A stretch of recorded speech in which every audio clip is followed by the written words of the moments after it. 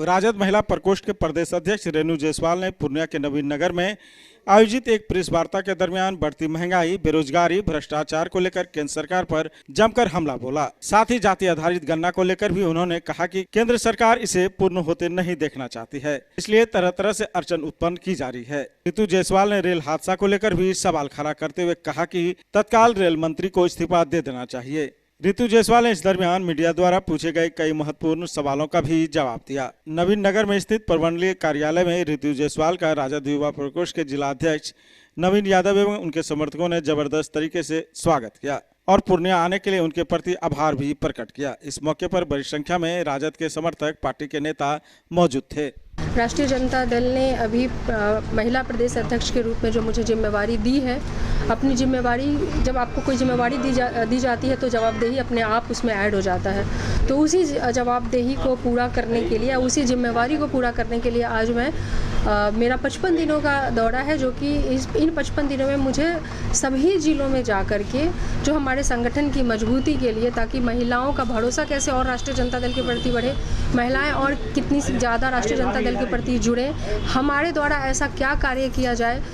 सरकार की विभिन्न योजनाओं का लाभ दिलाते हुए। जैसे अगर कोई महिला उद्योग के रूप में काम करना चाहती हैं तो उन्हें उस तरह का लोन दिला करके क्या हम उसमें कुछ कर सकते हैं, या किसी तरह की भी आवश्यकता है तो जो सरकार की योजनाएं हैं उनको महिलाओं को दिला करके हम किस तरीके से महिलाओं को राष्ट्रीय जनता दल के प्रति जोड़ सकते हैं, उनको अपनी तरफ आकर्षित कर सकते हैं। इसका मेन हमारा ये है कि संगठन की मजबूती को लेकर के हम सभी जिलों का दौरे पे है, जो कि 55 दिनों में ख़त्म होगा। जैसे अभी देखेंगे उद्यमी योजना की आप बात कर लें तो वो भी महिलाओं के लिए भी उसमें विशेष रूप से दिया गया है, युवाओं के लिए है और नए स्टार्टअप के लिए है। ये सारी तमाम चीज़ें तो चल ही रही हैं। अगर मैं जीविका की एकमात्र बात करूं तो जीविका की मैं आपको बता दूं कि आज बिहार में 1,30,00,000 महिलाएं जीविका से जुड़ी हुई हैं और 10,10 लाख एसएचजी ग्रुप बन चुके हैं और 10,35,000 के करीब बैंक लीकेज है जो डायरेक्ट बैंक से लिंक्ड है, जो कि महिलाओं को लोन दे रही हैं गाय खरीदने के लिए, छोटे रोजगार के लिए 50,000 से 1.5 लाख, 2 लाख, 3 लाख तक का समूह का जो लोन जो है, मेरे ख्याल से कई जगहों पे 5 लाख तक का लोन दिया गया है समूह को। तो इस दिशा में ऑलरेडी आप कहें तो एक इतना बड़ा फोर्स, एक इतना बड़ा 1,30,00,000 का जो एक फोर्स है महिलाओं का, वो ऑलरेडी महागठबंधन के साथ है, बिहार सरकार के साथ है, इस पर काम हो रहा है। उसके अलावा उद्योग मंत्री की बात अगर करें तो समीर महासेठ जी ने घोषणा करी थी कि महिलाओं को किस प्रकार से रोजगार दे करके जो महिलाओं का उसमें होगा कि वो डायरेक्टली जो है वो अपना ले सकती हैं उद्यमी के तहत, महिला उद्यमी के तहत वो सारे प्रावधान हैं। तो मेन यही है कि सारी चीज़ें हैं, उनको किस तरीके से हम उसका लाभ वाकई में महिलाओं को दिला सके ताकि उनका भरोसा जो है सरकार के प्रति और राष्ट्रीय जनता दल के प्रति, महागठबंधन के प्रति हो। कोरोना के बाद जो सर्वे उन लोगों ने बिहार सरकार ने करवाया था तो उसमें से वैसे जिले जो ज़्यादा से ज़्यादा माइग्रेटेड हैं, जो काम के लिए बाहर गए हैं, वहाँ पर खास उनके कई ऐसी योजनाएं जो हैं वो चल रही हैं जिसमें कि युवाओं को और महिलाओं को खासतौर से रोजगार देने के कई ट्रेनिंग प्रोग्राम है। आपको बता दूं कि ऐसे कई ट्रेनिंग के प्रोग्राम जो है वो बिहार सरकार के द्वारा चलाए जा रहे हैं, जिसमें कि 15 दिन से लेकर के 3 महीने तक के ट्रेनिंग का क्रम है। इसमें सिलाई, कढ़ाई, बुनाई, मोमबत्ती बनाना, अगरबत्ती बनाना, अचार, पापड़, तमाम तरह के, जिसमें से 100 रुपये से लेकर के 130 रुपये तक की राशि जो है वो एक दिन जब आप ट्रेनिंग के लिए जाते हैं तो आप चूँकि किसी काम को छोड़ करके आए हैं तो उसके बदले में वो पैसे भी उन्हें दिए जाते हैं, साथ में ट्रेनिंग स्किल भी मिलती है, सर्टिफिकेट भी प्राप्त होता है और उस सर्टिफिकेट के आधार पर भी आप लोन को अप्लाई कर करके आप लोन ले सकते हैं। अगर आंकड़ों पर अगर जाएँ तो लोग तो कहने वाले, जिंगल गाने वाले तो जंगल राज का जिंगल गाते ही रहते हैं, लेकिन वो तब भी गा रहे थे जब 17 सालों में एनडीए की सरकार थी और अपराध का जो ग्राफ था वो एनसीआरबी की रिपोर्ट के हिसाब से जो उनके तथाकथित कहे जाने वाले जंगल राज उनके द्वारा थोपे गए, उनके द्वारा जंगल राज की हकीकत ये थी कि इन 17 सालों में जितनी आपराधिक घटनाएं जो हैं वो हुई या मर्डर हुए, खासकर व्यवसायी वर्ग को जिस प्रकार से टारगेट करके दुकानें लूटी गई, हत्याएं हुई, वो रिपोर्ट पर जो जाएंगे, जो एक निष्पक्ष अगर अपना आंकड़ा प्रस्तुत करती है एनसीआरबी की रिपोर्ट पर जाएं तो आंकड़ों पर बात कीजिए। क्राइम हम ये नहीं कहते कि तब नहीं था या आज बढ़ गया है, तब भी था और है, लेकिन उसको ख़त्म करने की ज़रूरत है, कंट्रोल करने की ज़रूरत है। तो ये जवाबदेही निश्चित तौर पे सरकार है तो हमारी बनती है, लेकिन उनकी भी बनती थी जो 17 सालों में हवाला देते थे जंगल राज का और चला रहे थे महाजंगल राज। आज हम बच्चियों के लिए निकले हैं, तमाम तरह की चीज़ें हैं, यही मोदी जी बेटी बचाओ का नारा दिया, और आज जब वो मन की बात करते हैं लेकिन बेटी के तन की रक्षा नहीं कर सके, जब उनके ही एमपी के पे ये आरोप लगता है कि भाई इस तरीके से हमें गलत ढंग से छुआ गया, उनको कई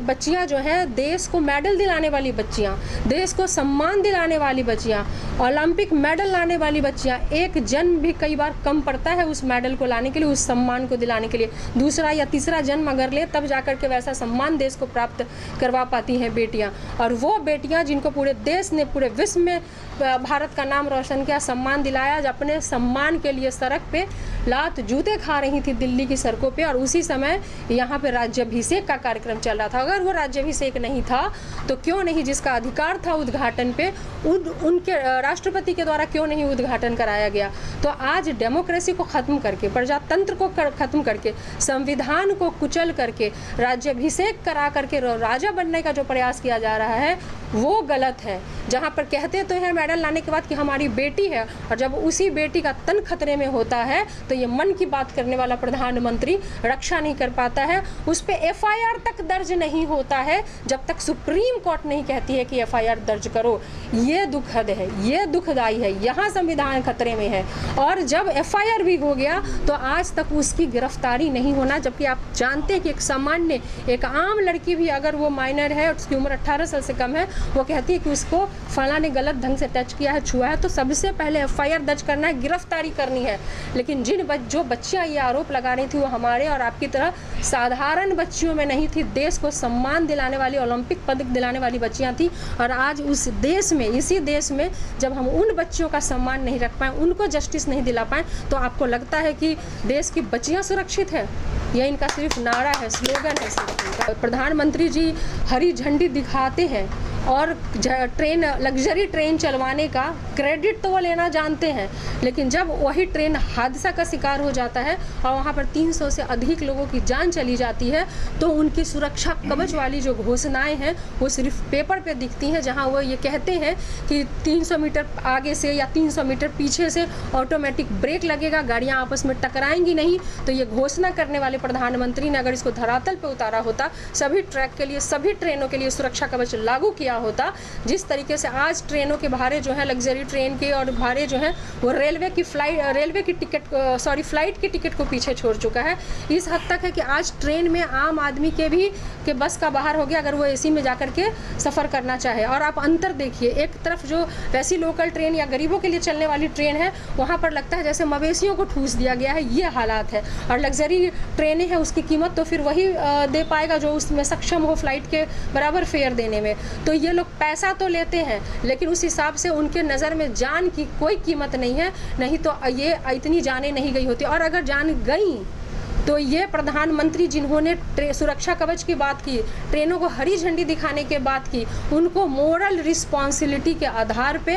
तुरंत प्रधानमंत्री पद से इस्तीफा देना चाहिए था। लेकिन हकीकत ये है कि न देश में खेल मंत्री है, अगर खेल मंत्री होता तो आज बेटियों को इस तरीके से लड़ना नहीं पड़ता। न रेल मंत्री है, अगर रेल मंत्री होता तो आज ये हादसा नहीं होता। न गृह मंत्री है, अगर गृह मंत्री देश का सही होता तो आज बेटियों पर उस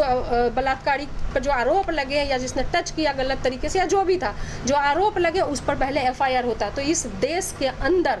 न खेल मंत्री है, न रेल मंत्री है, न गृह मंत्री है, सिर्फ एक ही प्रधानमंत्री बैठा है, और जो राज्याभिषेक करा करके बैठा है, डेमोक्रेसी से ऊपर, संविधान से ऊपर उसने अपने आप को मान लिया है। पूर्णिया में पहली बार खुल गया है शिमी बॉग का एक्सक्लूसिव शोरूम, जहां आपको मिलेगा सजने से लेकर संवरने के सारे सामान एक ही छत के नीचे, जैसे bag, ladies bag, cosmetic, Korean jewellery, cosmetic products, slippers, scented ceramic, मम्मा अर्थॉल products, sunglasses, summer camp, soft toy, water बोतल, candles, household products, umbrella, stationery, kitchen products, plates, cup and many more products are available in शिमी बॉग Purnia.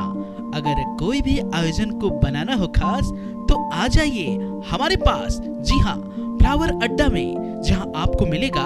Hampers, birthday decoration, anniversary decoration, wedding decoration, cakes, flowers bouquet, chocolate bouquet, haldi mehndi decoration, ring plants, flower jewellery, tray packing, हमारा contact number है 6200776205 पर संपर्क करें और एक बार अवश्य पधारें। शिमी बॉक मां तारा कॉम्प्लेक्स, जिला स्कूल रोड, भट्टा बाजार, पूर्णिया। डॉक्टर श्रीमती नीभा भारद्वाज, सुप्रसिद्ध हेम्योपैथिक चिकित्सक, 30 वर्षों से पूर्णिया शहर के लिए हेम्योपैथी की चिकित्सा को समर्पित विशेषज्ञ, स्त्री, शिशु, पेट, बात, चर्म रोग विशेषज्ञ। आप विभिन्न तरह के रोग से ग्रसित हैं तो उसके समाधान के लिए संपर्क करें डॉक्टर नीभा भारद्वाज, पक्की तालाब, दुर्गा मंदिर के पीछे, Purnia. Contact number 7547825718। Doctor Nibha Bhardwaj.